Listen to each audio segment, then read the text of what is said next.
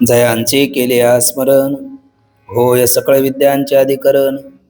तेची वंदू श्रीचरण श्री गुरूंचे, ते नमस्कारुणी आता. विचारसागर तरंग 6वा आणि 6व्या तरंगाचं रहस्य. या रहस्यामध्ये अत्यंत रहस्य त्यालाच म्हणतात.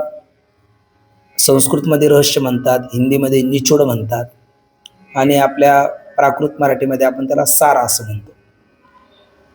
म्हणजे दूध जरी भरपूर असलं तरी तूप त्यातलं थोडंच असतं, पण गुणवत्ता तुपात अधिक असते, कारण ते त्यातलं सार असतं.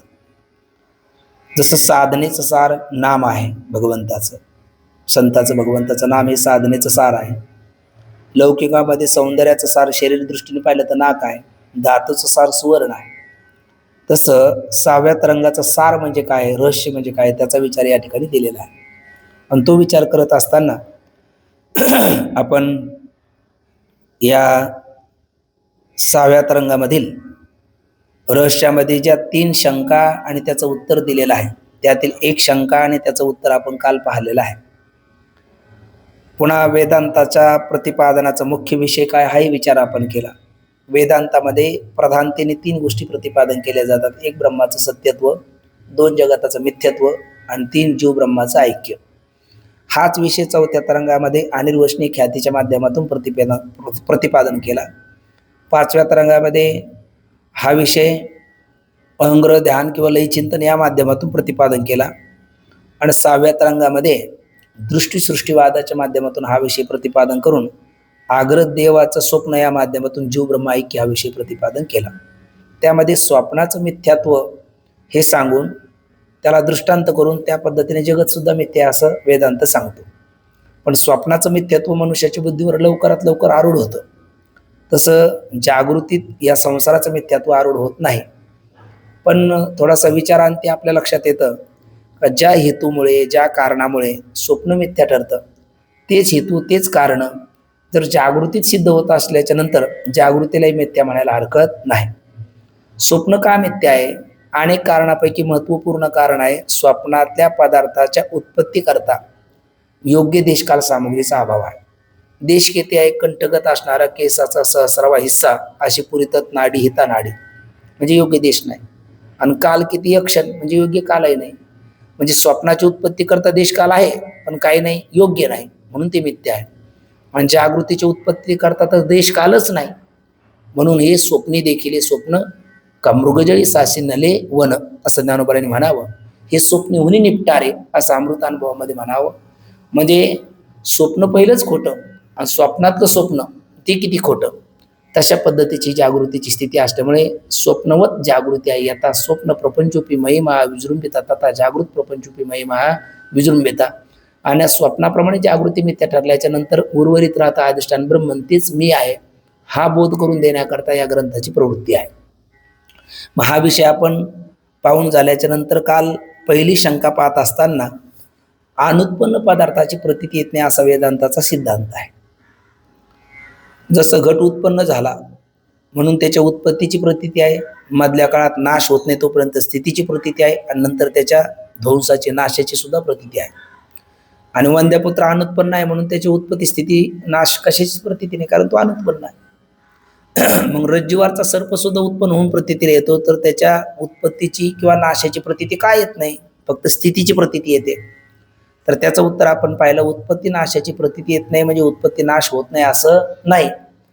फक्त अधिष्ठानाचा प्राक सिद्धत्व धर्म त्या सर्पाच्या उत्पत्तीच्या प्रतीतीला प्रतिबंध करतो, म्हणून उत्पत्तीची प्रतीती येत नाही, पण उत्पत्ती होत नाही असं नाही. नाशाची प्रतीती काय येत नाही, त्याचे उत्तर 2 पाहिलेत. एक तर नाश म्हणजे निवृत्ती हे 2 प्रकारची आहे. एक क्रियेच्या अंगाने, दुसरी ज्ञानाच्या अंगाने. घटाची निवृत्ती क्रियेच्या अंगाने होते, ती उपादानात होते आणि लयरूप होते. आणि अधिष्ठानात होणारी निवृत्ती ही आत्यंतिक होते आणि ती विचाराने होते, म्हणजे बाद स्वरूपाची होते. तर ज्या वेळेला जे ज्याच्या आज्ञानाने भासतं ते त्याच्या ज्ञानाने निवृत्त होतं. तर रज्जूच्या आज्ञानाने भासलेला सर्प एकदा रज्जूचं ज्ञान झालं तर त्या सर्पाचा आपल्याला त्रयकालिक अत्यंत अभावाचा निश्चय होतो. आणि कुठल्याही पदार्थाच्या नाशाची प्रतीती येण्याकरता प्रतियोगी सापेक्ष नाशाची प्रतीती येत असते. जसं घटाचा ध्वंस झाला म्हणजे घटाचा नाश झाला, घट फुटला, असं वाक्यप्रयोग मी केला, हे वाक्य कोणाला कळेल? ज्याला घट काय आहे हे माहिती आहे त्याला कळेल. म्हणजे थोडक्यात घट काय असतो, घट कशाला म्हणतात हे ज्याला कळेल, ज्याला माहिती आहे, घट ज्याने अनुभवलेला आहे त्याला घटनाशाची प्रतीती आहे. पण घटाचं ज्याला ज्ञानच नाही, घट कशाला म्हणतात हेच माहिती नाही, त्याला घटनाशाची प्रतीती येणार नाही. तसं म्हणजे प्रतियोगी सापेक्ष ज्ञान असतं कोणाचं? उत्पत्ती किंवा नाशाचं. उत्पत्तीचंही ज्ञान प्रतियोगी सापेक्ष आहे, नाशाचंही ज्ञान प्रतियोगी सापेक्ष आहे. पण ज्या वेळेला आपल्याला ते रज्जूचं ज्ञान होतं त्यावेळेला सर्पाचा कोणता अभाव निश्चय होतो? त्रैकालिक अत्यंत अभाव. मग सर्प नाहीच हे जे ज्ञान आहे ते ज्ञान म्हणजे त्रैकालिक अत्यंत अभावाचा निश्चय, तो सर्पाच्या नाशाच्या प्रतीतीला प्रतिबंध करतो, म्हणून त्याच्या नाशाची प्रतीती येत नाही. पहिलं गोष्ट. दुसरं उत्तर असं पाहिलं होतं का जसं घट फुटला तर घटाचं रूपांतर कशात झालं? पूर्वी माती होती, पुन्हा माती होते. पण ही जी बादरूप निवृत्ती आहे, तर रज्जूवर भासलेला सर्प रज्जू ज्ञानानंतर तो रज्जू रूप होतो, म्हणजे अधिष्ठान रज्जू रूप झाला. मग इथला सर्प रज्जू रूप झाला, आता कोण दिसली आपल्याला? रज्जू दिसली. मग तो रज्जू रूप झाला, मग रज्जूची प्रतीती येणं हीच त्याची निवृत्ती नाही का? म्हणून त्याच्या नाशाची प्रतीती, अधिष्ठानाची प्रतीती येणं म्हणजेच त्याच्या नाशाची प्रतीती आहे, असं एक त्याचं उत्तर दिलं.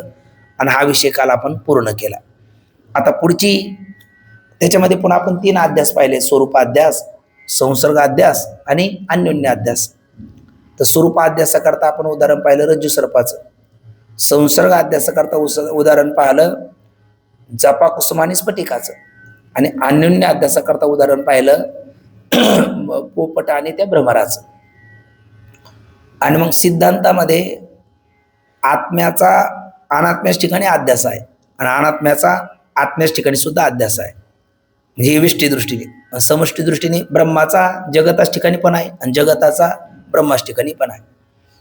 आता जगताचा अध्यास ब्रह्माच ठिकाणी असल्यामुळे जगत झालं मिथ्या, मग ब्रह्माचा अध्यास जगाच ठिकाणी असल्यामुळे ब्रह्मही होईल मिथ्या, असा एखादा पूर्व पक्ष म्हणू शकतो. मग काय खाली काय राहील? शून्य. आणि आपण बऱ्याच वेळेला बोललो वेदांतात 2 गोष्टीची भीती आहे: शून्यवाद नको आणि द्वैतवाद नको.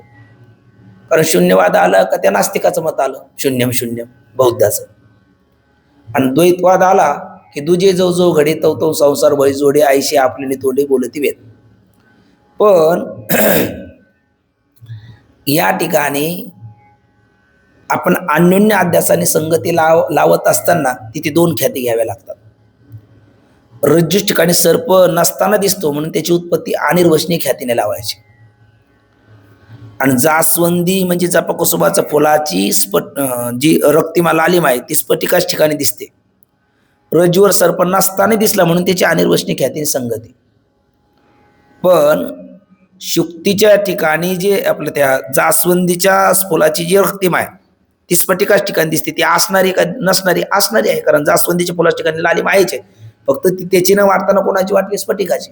म्हणून ती प्रौढी वादने तितक्यापुरती अन्यथा ख्याती स्वीकारली तरी चालते. मग व्यावहारिक दृष्टीने ती रक्तिमा सत्य का मिथ्य? लालिमा. व्यावहारिक दृष्टीने ती सत्य आहे, कारण ते जपकुसुम आहे आणि त्याची ती लालिमा पण आहे. म्हणजे ती सत्यच लालिमा फक्त कोणाची कोणाच्या ठिकाणी वाटली? फुलाची स्फटिकाच्या ठिकाणी वाटली, बरोबर ना?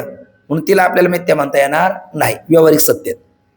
तसं स्वप्नामध्ये आपल्याला स्वप्न कालात स्वप्नातले पदार्थ स्वप्न वाटत नाही. आणि आपण मागे बाबांचं वाक्य बोललो, ज्या दिवशी स्वप्नात स्वप्न वाटेल त्या दिवशी वेदांत चिंतन करण्याची आवश्यकता नाही. पण स्वप्नात स्वप्न वाटत नाही. पण स्वप्नात स्वप्न वाटलं नाही म्हणजे स्वप्न नाही असं नाही, स्वप्नच आहे हे कळण्याकरता आपल्याला फक्त स्वप्नेची जाईल रे आपल्याला जागं व्हावं लागतं. पण मग जरी जागं झाल्याच्या नंतर आपल्याला स्वप्न रूपाने कळालं तरी स्वप्नात स्वप्न नाही का? स्वप्नात स्वप्नच आहे. पण मग स्वप्नात स्वप्न का वाटलं नाही? आहे की नाही? जागं झाल्याच्या नंतर वाटलं, पण स्वप्नात आपल्याला स्वप्न वाटलं नाही तरी स्वप्नच आहे. ते तेव्हाही स्वप्न आहे ना आताही स्वप्न आहे. ते आता स्वप्न वाटतं तेव्हा वाटत नाही, तेव्हा का वाटत नाही? त्याचं कारण आहे तिथे अधिष्ठान साक्षीचा स्वप्नाच्या पदार्थाच्या ठिकाणी अध्यास झाला. तो संसर्ग अध्यास आहे. 3 अध्यास म्हणलो ना आपण, तो संसर्ग अध्यास आहे. मग अधिष्ठान स्वप्नाची असणारी, अधिष्ठान स्वप्न म्हणजे कोण? साक्षी चैतन्य. ते सत्य का मिथ्या? सत्य आहे. आणि त्याची सत्यता कोणाच ठिकाणी दिसली? स्वप्नातल्या पदार्थाच्या ठिकाणी. जशी जास्वंदीची लालिमा कोणाच ठिकाणी दिसली? स्फटिकाच्या ठिकाणी. तसं त्या स्वप्नातल्या साक्षी चैतन्याची सत्यता कोणाच ठिकाणी प्रतीतीला आली? स्वप्नातल्या पदार्थाच्या ठिकाणी. म्हणून ती सत्य वाटले, पण ते तत्वता सत्य नाहीत. पण का वाटले त्या काळात? इथली अधिष्ठानाची सत्यता त्या आरोप्याच्या ठिकाणी, अधिष्ठान साक्षी चैतन्याची सत्यता आरोप्य स्वप्नातल्या पदार्थाच्या ठिकाणी दिसली. मग तिथे आणण्याच्या अन्य ठिकाणी, म्हणून तितक्यापुरती अन्यथ ख्याती मानली तरी चालेल प्रतीतीच्या बाबतीत. पण स्वप्नातले पदार्थ त्यांचा त्रैकालिक अत्यंत अभाव आहे आणि ते नसताना दिसलेत स्वप्न कालात, म्हणून त्यांची जी उत्पत्ती आहे तिथे मात्र आपल्याला अनिर्वचनीय ख्याती मानावी लागते. ठीक ना? मग स्वप्नातल्या पदार्थाचा अधिष्ठान साक्षी चैतन्याच्या ठिकाणी झालेला अध्यास तो स्वरूपाध्यास आहे. आणि अधिष्ठान साक्षी चैतन्याच्या सत्यतेचा स्वप्नकालात स्वप्न पदार्थाच्या ठिकाणी जी सत्यता वाटली तो मात्र संसर्ग अध्यास आहे. आणि दोन्ही मिळून पाहिलं तर तो अन्योन्य अध्यास आहे. मग त्या अन्योन्य अध्यासात आपण जर पाहिलं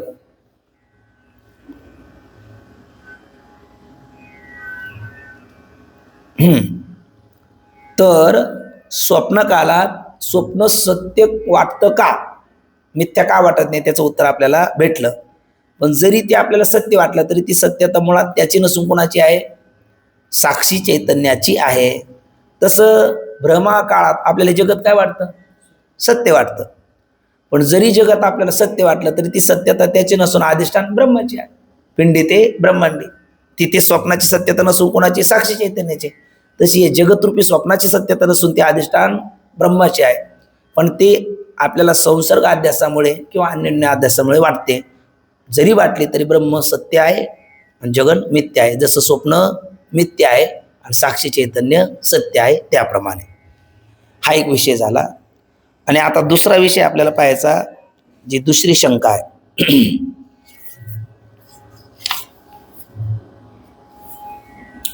दुसरी शंका अशी आहे, जगत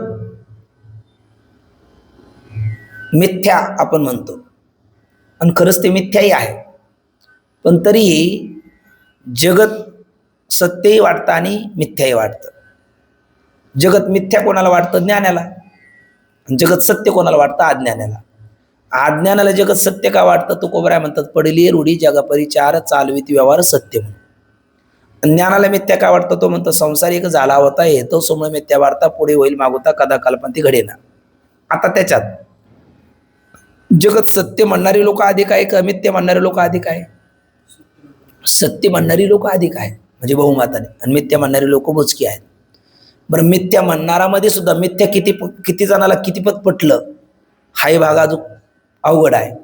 कारण कीर्तनामध्ये, प्रवचनामध्ये, पाठामध्ये सांगणारा व्यक्ती सुद्धा त्याला सुद्धा त्या अंतःकरणात त्या जगाताचं मिथ्यात्व कितीपत ठसलं हा अनुभवण्याचाच विषय आहे. ती निरूपणी सद्वृत्ती होते आणि तेथून उठता सवीची जाते, असा प्रकार आहे. मग जगत सत्य वाटणार एक प्रमाण आहे आणि जगत मिथ्या वाटणारे एक प्रमाण आहे. याला फॅनला बंद करा बरं जरा युवराज महाराज. जगत सत्य वाटणार एक प्रमाण आहे, जगत मिथ्या वाटणार एक प्रमाण आहे. जगत सत्य कोणत्या प्रमाणाने वाटतं? प्रत्यक्ष प्रमाणाने जगत सत्य वाटतं. आणि जगत मिथ्या कोणत्या प्रमाणाने वाटतं? शब्द प्रमाणाने जगत मिथ्या वाटतं. बरोबर? म्हणजे प्रत्यक्ष प्रमाणाने आपल्याला जगत सत्य वाटतं आणि शब्द प्रमाणाने जगत मिथ्या वाटतं. आता जगतावर किती धर्म राहिलेत? आता जगतावर थोडक्यात 2, सत्यत्व आणि मिथ्यात्व असे 2 धर्म जगतावर राहिलेत. मग आता प्रश्न आहे, कोणत्या धर्माचा कोणता धर्म तिरस्कार करेल? धर्मी जगताच ठिकाणी प्रत्यक्ष प्रमाणाने काय राहिलं? सत्यत्व. शब्द प्रमाणाने काय आहे? मिथ्यात्व. मग धर्मी जगताच ठिकाणी जे सत्यत्व आणि मिथ्यात्व 2 धर्म राहिले, तर कोणत्या धर्माचा तिरस्कार कोण करेल? म्हणजे सत्यत्व मिथ्यात्वाला घालवेल का मिथ्यात्व सत्यत्वाला घालवेल, असा काय आहे प्रश्न. तर त्याचं उत्तर असं आहे का कोणतं प्रमाण प्रबल आहे आणि कोणतं प्रमाण दुर्बल आहे याचा विचार आपण करू. प्रत्यक्ष तरी प्रमाणाचा आहे आणि शब्द तरी प्रमाण आहे. आतापर्यंत आपल्याला जी संस्कार आहे त्यानुसार आपल्याला कोणतं प्रमाण प्रबल वाटतं? व्यवहारात नाही विचारत, आपल्याला ज्ञानोबर आहे, तुकोबर आहे, आपण कीर्तन प्रवचन, आपण वारकरी संप्रदायात वावरतो, यावरून आपल्याला कोणतं प्रमाण प्रबल वाटतं? शब्द प्रमाण प्रबल आहे आणि प्रत्यक्ष प्रमाण दुर्बल आहे. कशावरून? तुकोबर आहे म्हणतात, आम्हा घरी धन शब्दाची चरत नाही, शब्दाची शस्त्र यत्न करू, शब्दाचे आमच्या जीवाचे जीवन, शब्द वाटू धन जन लोका, तुका म्हणे पहा शब्दच्या देव, शब्दची गौरव पूजा करू. ज्ञानोबर आहे म्हणतात, शब्द हा बहुसार उपकाराचे राशी, मागुनी आले वाट सिद्ध ओळले तैशी, तरले तरी ते गा आणि काही विश्वासी. शब्दाबद्दलच बोलतात. आपल्या त्या अमृतानुभव ज्ञानोबर म्हणतात, बाप उपयोगी वस्तू शब्द, स्मरणदारी प्रशुद्ध, अमृताचा विशुद्ध अरिसा नये. बरं, जाऊ द्या. याच ग्रंथाच्या पहिल्याच प्रकरणामध्ये आपण शब्दाची शक्ती पाहत असताना शब्द परोक्ष पदार्थाचं ज्ञान, व्यवहित पदार्थाचं ज्ञान करून देतो का अव्यवहित? दोन्हीचं ज्ञान करून देतो. व्यवहित म्हणजे दूरदेशातले, भूतकाळातले किंवा भविष्यकाळातल्या पदार्थाचा शब्द आपल्याला परोक्ष ज्ञान करून देतो आणि अव्यवहित पदार्थाचं आय रूपाने बोध करतो त्यावेळेला परोक्ष, आणि तूच आहे असं सांगतो त्यावेळेला अपरोक्ष. दावा आहे परोक्ष आणि तूच दावा आहे अपरोक्ष, असा शब्द आपल्याला ज्ञान करून देतो. एवढी शब्दाची शक्ती आहे. रामायण घडलं कोणत्या युगात? त्रेतायुगात. शिवभारत घडलं कलियुगातच, पण आता आपण त्यावेळेला जन्मालाही आलो नव्हतो. पण तरी सुद्धा ज्यावेळेला एखादा चांगला वक्ता रामकथा सांगतो तर त्रेतायुगातलं सगळं रामायण आपल्या डोळ्यासमोर दिसतं. एखादा चांगला वक्ता शिवभारत सांगतो, एखादा चांगला वक्ता महाभारत सांगतो, त्यावेळेला ते शिवभारत महाभारतही आपल्या डोळ्यासमोर उभं राहतं. हे केलं कोणी? शब्दाने. बरोबर की नाही? शब्दशक्ती अचिंत्यत्वात शब्दात एव अपरोक्षधी असं उपनिषद सांगतं.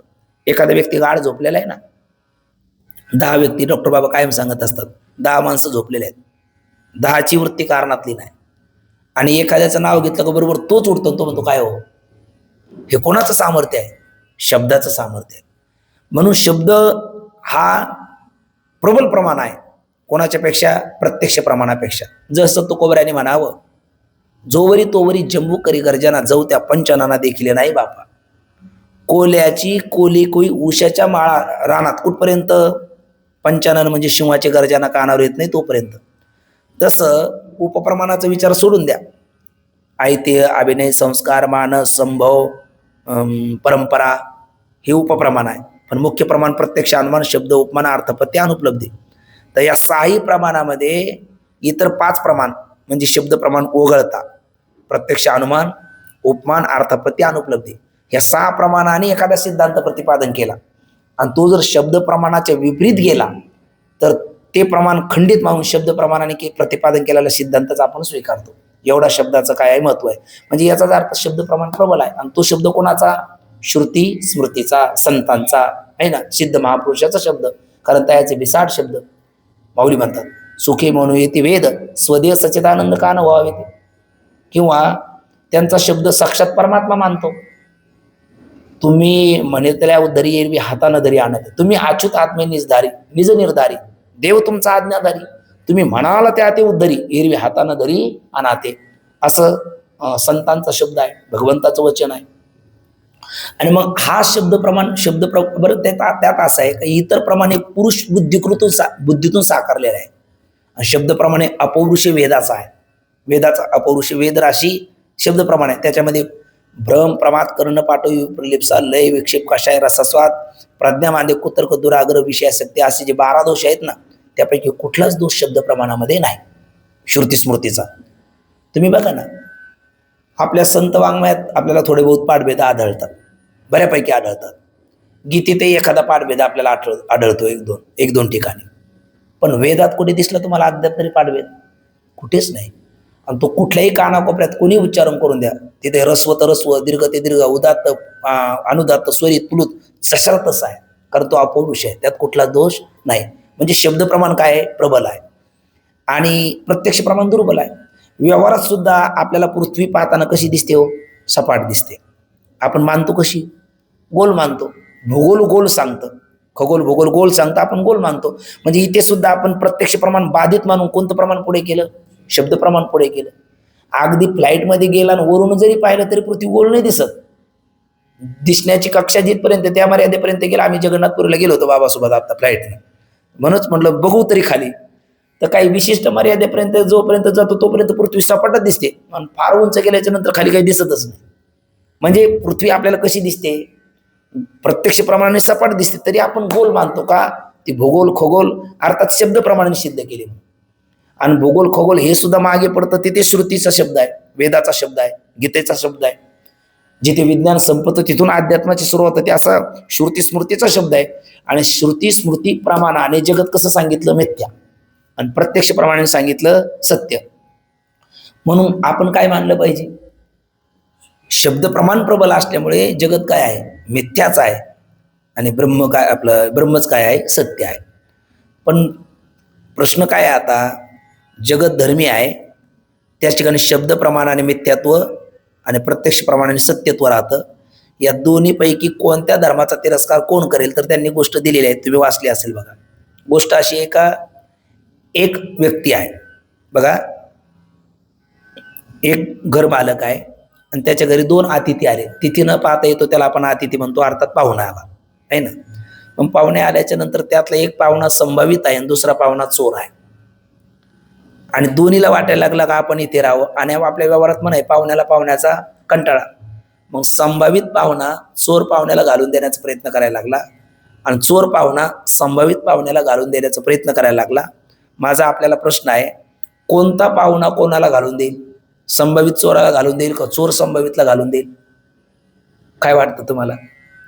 हे काहीतरी बोलायला काय, आपलं सहज मन मोकळं करायला म्हणून चोर संभावितला घालून देईल. का बरं असं तुम्हाला का वाटलं? तो चोर आहे म्हणून, आहे ना. आणि एखादा म्हणेल संभावित चोराला घालून देईल का, कारण संभावितला तो सहन होणार नाही म्हणून, बरोबर ना. पण हे दोन्ही उत्तर चुकीचेच ठरेल. मग बरोबर काय आहे? संभावित चोराला घालून देईल का चोर संभावितला घालून देईल, त्यापेक्षा घरमालक चोर आहे का संभावित आहे यावरती अवलंबून आहे, बरोबर की नाही. ते अवलंबून कोणावर आहे? घरमालक चोर आहे का संभावित आहे यावरती अवलंबून आहे. कारण मनोविकार कोणाची जुळतात? घरमालक जर चोर असेल तर मग चोर संभावितला घालून देईल, आणि घरमालक जर संभावित असेल तर संभावित चोराला घालून देईल, कारण युती होईल ना इकडे. मग त्याच्यावरती अवलंबून आहे, कारण त्या दोघांचं सामर्थ्य अवलंबून, कारण ते दोघं परावलंबी. आता ते आले ज्याच्या घरी त्याच्याशी कोणाचं जुळतं मिळतं? माझी जातीचे मज भेटू कोणी, आहे ना. मग घरमालक जर चोर असेल तर मग चोर यशस्वी ठरेल, संभावितला घालून देईल. आणि घरमालक जर संभावित असेल तर तो चोर पाहुण्याला घालून देईल, संभावित यशस्वी ठरेल. म्हणजे तो निर्णय कोणावर अवलंबून आहे? सध्याला घरमालकावर अवलंबून आहे. घरमालक कोणत्या स्वभावाचा आहे? आता हे दृष्टांत आपल्याला गाठवायचा. इथे घरमालक कोण आहे? जगत. घरमालक कोण आहे? जगत आहे. आणि जगतरूपी घरमालकाच्या ठिकाणी हे 2 पाहुणे आले, प्रत्यक्ष प्रमाण आणि शब्द प्रमाण. जगतरूपी घरमालकाच्या ठिकाणी कोणते 2 पाहुणे आले? प्रत्यक्ष प्रमाण, शब्द प्रमाण. शब्द प्रमाण रूपी पाहुणा काय म्हणतो? तो कसा आहे? शब्द प्रमाण रूपी पाहुणा हा जगत मिथ्यात्ववादी आहे, आणि प्रत्यक्ष प्रमाण रूपी पाहुणा जगत सत्यत्ववादी आहे. आणि ते कोणाच ठिकाणी आले? जगतरूपी घरमालकाच्या ठिकाणी आले. मग आता आणि दोघंही जगतालाच मिथ्यात्व, एक मिथ्या म्हणणारा शब्द काय म्हणतो? जगत मिथ्या आहे. आणि प्रत्यक्ष प्रमाण काय म्हणतं? जगत सत्य आहे. आणि दोघंही एकमेकाला घालून द्यावं लागलेत, कारण प्रत्यक्ष प्रमाणाला वाटतं जगत काय व्हावं? सत्य सिद्ध व्हावं. म्हणून कोण नाही राहिलं पाहिजे? मिथ्या म्हणणारा शब्द नाही राहिला पाहिजे. शब्द प्रमाणाला वाटू लागलं जगत काय व्हावं? मिथ्या ठरावं. म्हणून प्रत्यक्ष प्रमाण सत्यवादी हा राहता कामा नये. दोघंही एकमेकाला घालून देण्याचा प्रयत्न करायला लागले. आता याच्यात विजय कोणाचा होईल? शब्द प्रमाणाचा विजय होईल का प्रत्यक्ष प्रमाणाचा विजय होईल? आता बोला. नाही, आता पुन्हा घरमालक बघायचं कसा आहे. दृष्टांत आहे ना. मग घरमालक कोण आहे? जगत आहे. जगताकडे बघायचं, जगत कसं आहे? तर जगत मिथ्या आहे, कारण जगताची सत्ता कोणती? प्रातिभाषिक सत्ता आहे ना. प्रतिती मात्र सत्ता, त्याचं नाव प्रातिभाषिक सत्ता. दृष्टीसृष्टीवादातून स्वप्न कधी आहे? आपण पाहतो त्यावेळेला आहे, जाग झाल्याच्या नंतर नाहीच आहे. तसं जगत येता स्वप्न प्रपंचूपी महिमा विजृंभिता, तथा जागृत प्रपंचूपी महिमा विजृंभिता. जगत मिथ्याच आहे ना. बरं, जगत वाटलं जरी सत्य तरी ते सत्यता त्याची एक अधिष्ठान ब्रह्माची. जरी स्वप्नात स्वप्न सत्य वाटलं तरी ती साक्षी चैतन्याची सत्यता आहे, स्वप्नातली नाही. तसं जरी जगत आपल्याला सत्य वाटलं तरी ते सत्यता कोणाची आहे? अधिष्ठान ब्रह्माची आहे, जगताची नाही. म्हणजे जगत तत्वता कसं आहे? मिथ्याच आहे ना. म्हणजे घरमालक जगत कसं आहे? मिथ्या आहे ना. मग त्याच ठिकाणी प्रत्यक्ष प्रमाण काय सांगतं? सत्य. आणि शब्द प्रमाण सांगतं मिथ्या. हे दोन पाहुणे आहेत, ते आले जगतरूपी घरमालकाच्या ठिकाणी. मग जगतरूपी घरमालकाचे विकार, जगतरूपी घरमालक हा सत्यत्व विकाराने युक्त का मिथ्यात्व विकाराने युक्त? मिथ्यात्व विकाराने युक्त. म्हणून तो सहाय्य कोणाला करेल? शब्द प्रमाणाला, मिथ्यात्वाला. आणि म्हणून या दोघांची युती झाल्याच्या नंतर जगत काय ठरेल? मिथ्याच ठरेल. काय सिद्ध होणार नाही? सत्य सिद्ध होणार नाही. हे एक त्याचं उत्तर. दुसरं उत्तर, शब्द प्रमाण प्रबल आहे आणि प्रत्यक्ष प्रमाण दुर्बल आहे, म्हणून शब्द प्रमाणाने जगत मिथ्या सिद्ध होईल. काय सिद्ध होणार नाही? सत्य सिद्ध होणार नाही. ठीक ना? असं एक उत्तर दिलं. आणि हे जे उत्तर आहे ना, हे उत्तर देणारे तिघ आहेत इथे. हे उत्तर देणारे एक अद्वैत दीपिकाकार आहे, दुसरे नृष्य आश्रमाचार्य आहे, आणि तिसरे या ग्रंथाचे करते पंडित साधू निश्चलदासजी आहे, आणि मग तत्सदृश्य आणखी असणारे वेदांती. तर अद्वैत दीपिकाकार काय म्हणतात बघा. आता जे आपण बोललो ना, ते अद्वैत दीपिकाकार, दुसरी शंका पाहिली तुम्ही, त्याच्यामध्ये अद्वैत दीपिकाकार म्हणून ठळक अक्षर आहेत. वाचू तेवढी पंक्ती फक्त वाचतो बघा. प्रमाण सिद्ध एका धर्मापासून स्वसमान सत्तावान धर्मीच्या ठिकाणी स्वविरोधी धर्माचा प्रतिक्षेप नाम तिरस्कार होतो. एवढी पंक्ती आपल्याला लावून घ्यायची. ते सगळे पंक्ती खाली नका बघू, आता एवढीच पंक्तीत बघा थोडस. प्रमाण सिद्ध एका धर्मापासून. आता तुम्हाला प्रमाण तर दोन्ही प्रमाणाच आहे, प्रत्यक्ष तरी प्रमाण आहे आणि शब्द तरी प्रमाण आहे. पण इथे प्रमाण सिद्ध म्हणताना आपण अर्थ करायचा बलवान प्रमाण सिद्ध आहे ना, प्रबल प्रमाण सिद्ध. मग प्रबल प्रमाण कोण आहे? छान, शब्द प्रमाण आहे. कशाहून? आपल्या पंचदशीमध्ये श्लोक आहे, पुढे येईल आपल्याला. प्रमाण उत्पादिता विद्या प्रबलम प्रमाणम विना न नशिती शब्दात प्रबलम मानम न इक्षते. प्रमाणापासून झालेलं ज्ञान त्यापेक्षा प्रबल प्रमाण येत नाही, तोपर्यंत बाधित होत नाही. शब्दापेक्षा दुसरं प्रबल प्रमाण नाही. म्हणून इथे प्रमाण सिद्ध म्हणजे बलवान असणाऱ्या श्रुती स्मृती प्रतिपादित शब्द प्रमाण सिद्ध एका धर्मापासून. मग शब्द प्रमाणाने जगत काय सिद्ध केलं? मिथ्या.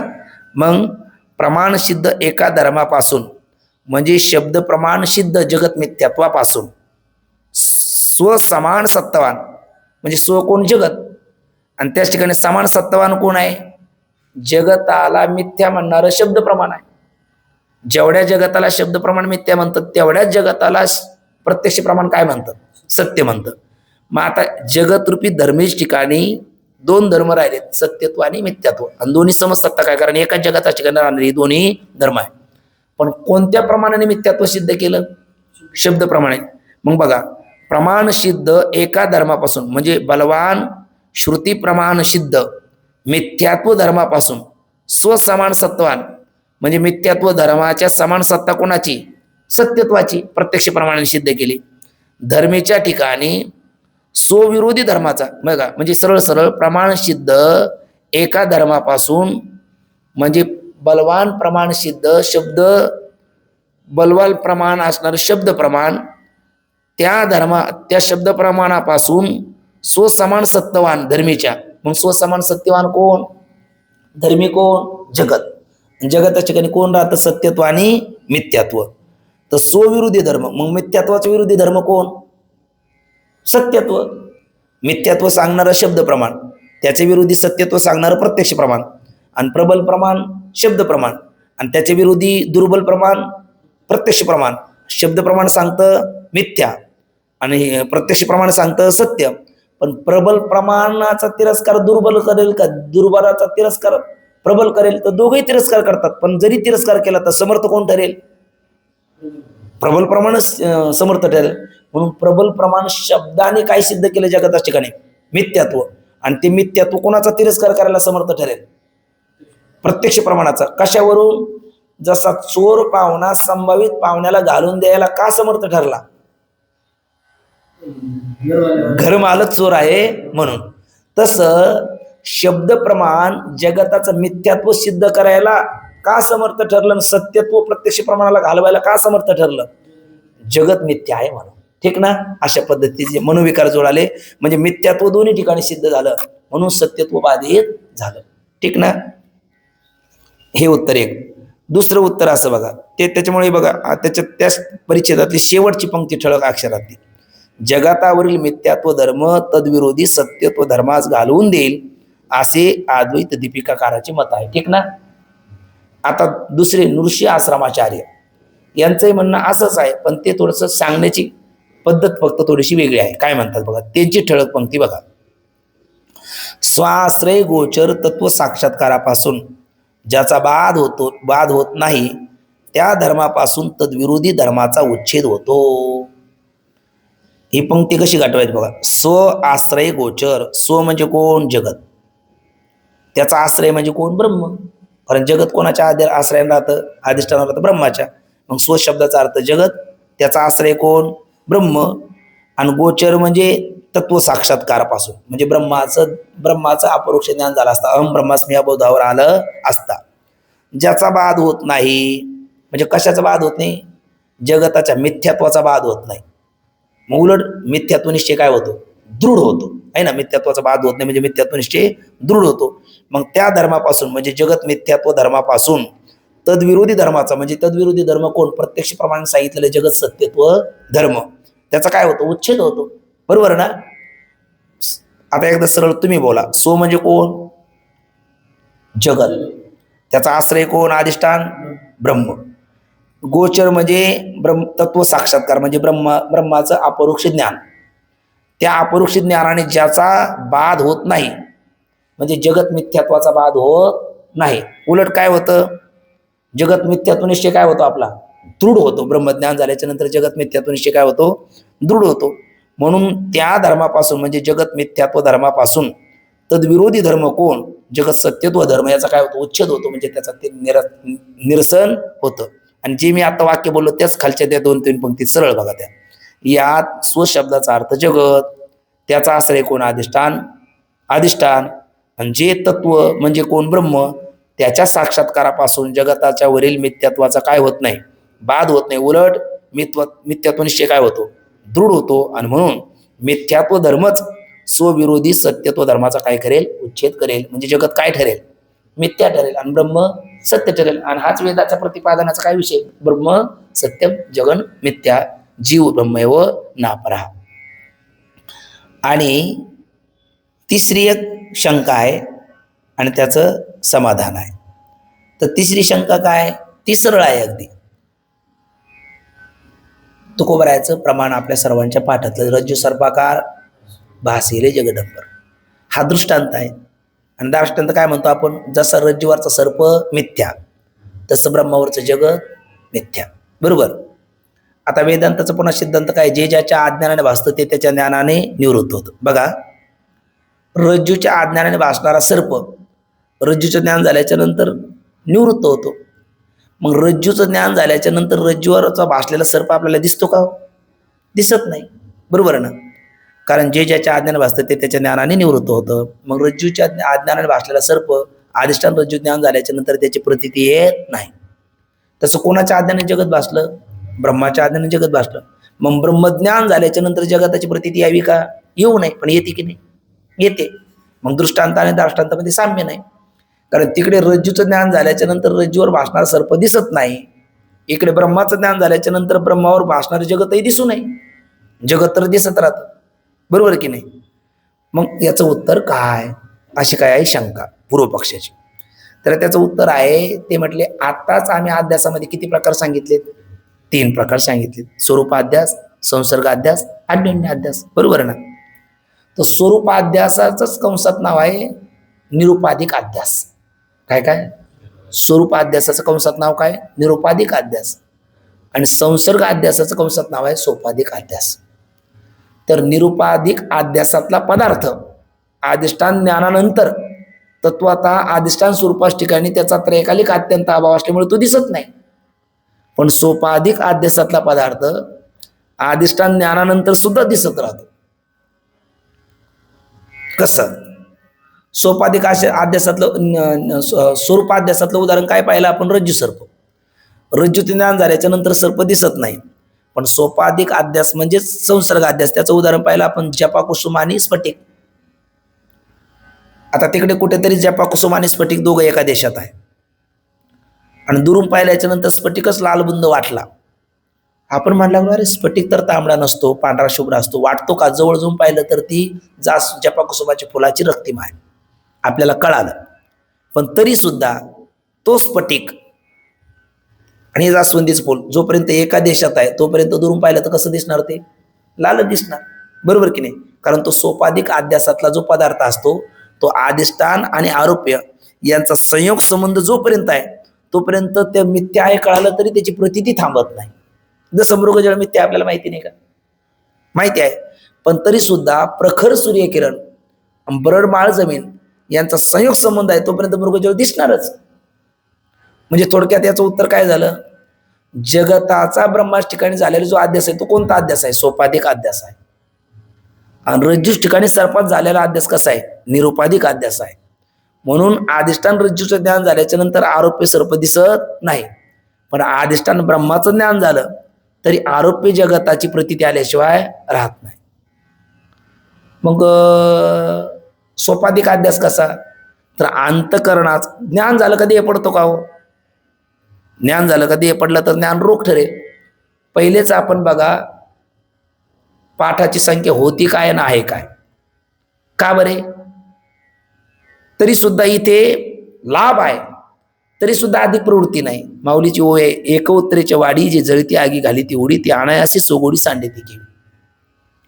मग जिथे ज्ञान झाल्याच्या नंतर देह पडतो असं म्हणलं तर तो रोग ठरेल, त्याच्याकडे कोणीच प्रवृत्त होणार नाही, बरोबर की नाही? म्हणजे जोपर्यंत ज्ञान झालं तरी त्याचाही देह राहतो, ज्ञानाचाही आणि अज्ञानाचाही राहतो. ज्ञानालाही जगत दिसतं आणि अज्ञानालाही जगत दिसतं. पण ज्ञानाला जगत दिसतं तरी ज्ञानी आनंदात आहे आणि अज्ञानालाही जगत दिसतं, अज्ञानी दुःखात आहे. याचं कारण काय? जगत तर दोघालाही प्रतीतील येतं. मग ज्ञानी अज्ञानी फरक काय? तर उत्तर असं आहे, मृगजळ हरणालाही दिसतं आणि आपल्यालाही दिसतं. माऊली म्हणतात फुटून पडेतो मृग वाढवी हाव परिती न म्हणे माव रोहिणीची. तुका म्हणे तुकोबरा म्हणतात मृगजळ दिशी साच पण ऐशे खोट्याचे पिशे उर फोडी. मृगजळ आपल्याला दिसतं, हरणाला दिसतं, पण हरण त्याला सत्य मानतं आणि आपण त्याला मिथ्य मानतो. म्हणून अनर्थ कोणाला? हरणाला. उर फुटून मरतं ते आणि आपल्याला अनर्थ नाही. तसं ब्रह्मज्ञान झाल्याच्या नंतरही जगत दिसतं, ज्ञानालाही दिसतं आणि अज्ञानालाही दिसतं. फरक काय? अज्ञानाला दिसतं म्हणून अज्ञानाच्या जीवनात अनर्थ होतो, कोणासारखा? हरणासारखा. अज्ञानाला दिसतं पण सत्य वाटत नाही म्हणून अनर्थ होत नाही. जसं आपल्याला मृगजळ पाहतो पण सत्य वाटत नाही म्हणून आपल्या जीवनात अनर्थ त्याचा होत नाही. हा फरक आहे. आणि प्रतीती काय येत नाही, काय येते? तर स्वरूपाध्यास असल्यामुळे रज्जूवरच्या सर्पाची प्रतीती येत नाही अधिष्ठान ज्ञानानंतर, म्हणजेच कंसात सोपाधिक निरुपाधिक अध्यास असल्यामुळे. आणि संसर्ग अध्यास असल्यामुळे ब्रह्म आणि जगत म्हणजे जगताचं कारण माया यांचा तो संसर्ग अध्यास म्हणजेच त्याला म्हणतात आध्यासिक तादात्म्य संबंध असल्यामुळे त्याची प्रतीती येते. किंवा आपल्याला व्यष्टी दृष्टीने अंतकरण आणि आत्मा यांचा आध्यासिक तादात्म्य संबंध आहे तोपर्यंत प्रतीती येते, पण ज्ञान झाल्याच्या नंतर त्याच्याबद्दलची सत्यत्व भ्रांती राहत नाही. दुसरं आणखी एक त्याचं उत्तर त्यांनी दिलं, ज्या अध्यासामध्ये अधिष्ठान आणि आरोप्य याच्यामध्ये सादृश्य असतं त्या अध्यासातल्या अध्यस्त पदार्थाचा अधिष्ठान ज्ञान झाल्याच्या नंतर प्रतीती येत नाही. ही रज्जू आहे, हा सर्प आहे. रज्जू अधिष्ठान आहे, सर्प आरोप्य आहे. त्या दोघांमध्ये सादृश्य आहे, लांबटपणा. त्यामुळे अधिष्ठान रज्जूचं ज्ञान झाल्याच्या नंतर आरोप्य सर्पाची प्रतीती येत नाही. पण ज्या अध्यस्त आणि अधिष्ठानामध्ये सादृश्य नाही, जसं जमिनीवरती मृगजळाचा अध्यास झाला, प्रखर सूर्यकिरण जमिनीत संयोग संबंध होऊन, तिथे सादृश्य आहे का? नाही. जमिनीमध्ये पृथ्वीत्व आहे, त्या मृगजळामध्ये ते पृथ्वीत्व नाही आहे ना. बरं, भासमान असलं तर ते जलत्व आहे, सादृश्याचा अभाव आहे म्हणून तिथे प्रतीती येते. सिद्धांतात आत्म्याच ठिकाणी अहंकारादी बंधाची, ब्रह्माच ठिकाणी जगदंत पाती पदार्थाची जी आपल्याला प्रतीती येते तिथे अधिष्ठान आत्मा आणि अहंकारादी बंध याच्यात सादृश्य काय आहे? आत्मा आहे सच्चिदानंद रूप, अहंकारादी बंध आहे असज्जड दुःख रूप. आत्मा आहे प्रत्येक, बंध आहे पराक. समष्टी दृष्टीने पाहिलं तर ब्रह्म आणि जगत याच्यामध्ये काय सादृश्य आहे? तम प्रकाशवत विरोध स्वभाव असा अद्वैत सिद्धीमध्ये म्हणतात. तम प्रकाश म्हणजे अज्ञान, अंधकार आणि प्रकाश हे दोघं कधी एकत्र येतील? उत्तर आहे कधीच नाही. तसा ब्रह्म, अधिष्ठान ब्रह्म आणि आरोप्य जगतामध्ये सादृश्याचा अभाव असल्यामुळे जिथे सादृश्याचा अभाव असतो तिथे अधिष्ठान ज्ञानानंतर सुद्धा आरोप्याची प्रतीती येते, फक्त सत्यत्वाने येत नाही.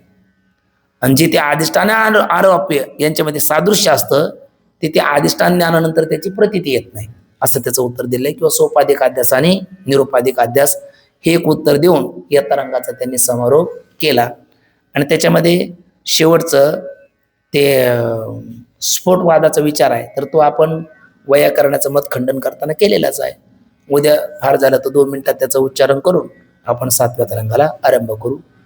आज झालेली शब्द सुमन स्वानंद सुखनिवासी गुरुनाम गुरु सद्गुरु जोग महाराज, आपले सकल गुरुजन, सद्गुरु बाबा, गुरुतुल्य आपण गुरुबंधू, आपणा सर्वांच्या अंतकरणामध्ये विराजमान भगवान ज्ञानोबरायाच्या चरणी शब्द सुमन समर्पित करून आपल्या 6व्या तरंगाला आज या ठिकाणी समारोप होतो.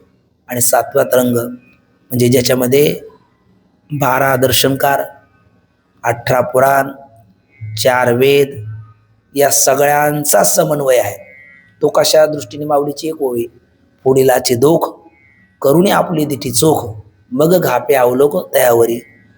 म्हणजे किंवा तो नाथबाबाची ओवी, जो जो जयाचा घेता लागून तो मी गुरु केला जाण, गुरुशी आले अपारपण जग संपूर्ण गुरु दिशे. ते गुणग्राही वृत्तीने प्रत्येकापासून आपल्याला काही ना काही शिकण्यासारखं आहे.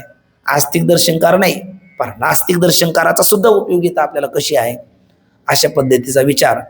आणि आतापर्यंत आपण पिता पुत्र पाहिलेत 4थ्या तरंगामध्ये.